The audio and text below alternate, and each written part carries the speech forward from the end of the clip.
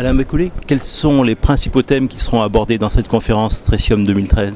Alors, on va parler d'à peu près de tout ce qu'on peut faire et de tout ce qu'on fait avec le tritium. Évidemment, le grand thème principal, le thème phare, c'est son utilisation pour la fusion thermonucléaire. Donc, comme combustible de la réaction de fusion des petits atomes, des petits noyaux légers en direction de noyaux plus lourds, et donc la recréation sur Terre de cette réaction qui se passe aujourd'hui dans le Soleil ou dans toutes les étoiles. Quels sont les participants à cette conférence ? C'est un rendez-vous qui se réunit tous les 3 ans ? Oui, c'est une conférence qui se réunit régulièrement, à peu près tous les 3 ans, et qui assemble l'ensemble des grands experts mondiaux sur le sujet, que ce soit les gens qui s'occupent de la fabrication du tritium, de sa consommation, de sa gestion en interaction, on va dire, avec les parois du réacteur de tokamak, que ce soit les gens qui sont plus vers les applications biomédicales de l'élément, etc. Donc c'est une conférence assez générale qui est intéressante parce qu'elle mélange tous les spécialistes du tritium et puis elle permet d'échanger toutes les avancées sur les recherches dans ce domaine.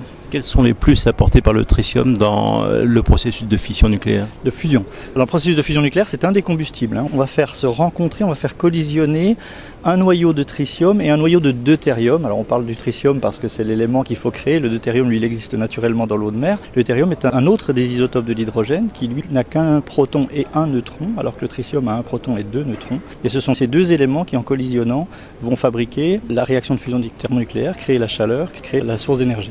C'est une technologie nouvelle développée notamment dans le cadre du projet ITER ? Voilà, donc c'est une technologie complètement nouvelle. On en est au stade de la démonstration de faisabilité scientifique avec le projet ITER. Donc on en est au stade d'avoir assemblé toutes les études, toutes les recherches, toutes les études fondamentales et matériaux et technologiques pour créer le premier réacteur en vraie grandeur, c'est un réacteur expérimental, qui sera chargé de faire la démonstration intégrale de cette réaction de fusion thermonucléaire.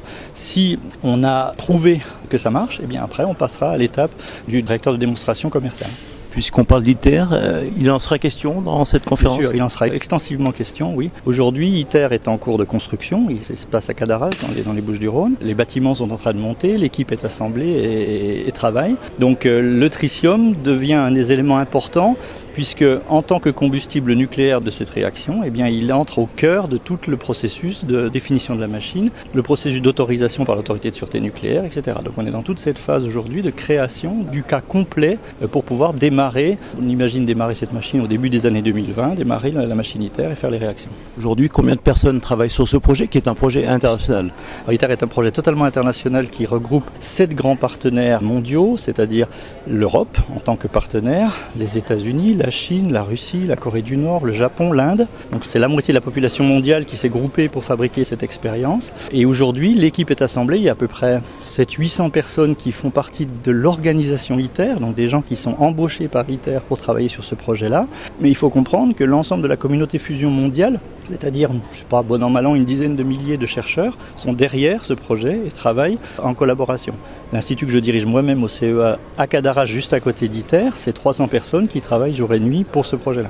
C'est un projet qui anticipe les évolutions de la recherche. Tout à fait. C'est une expérience, une aventure, je dirais, internationale qui prototype les prochains réacteurs nucléaires complètement sûrs, c'est-à-dire qu'il n'y aura plus de problème de divergence, pas de problème d'explosion, de choses comme ça, qui sera propre, c'est-à-dire qu'il n'y a pas de résidus. Le combustible nucléaire ne produit pas de déchets à longue vie, donc c'est une promesse extrêmement intéressante. La recherche est très longue, elle est très difficile, parce que c'est domestiquer ce qui se passe sur le Soleil, donc c'est quand même quelque chose qui est excessivement difficile. Mais on progresse bien, et on entre dans cette ère de démonstration de faisabilité.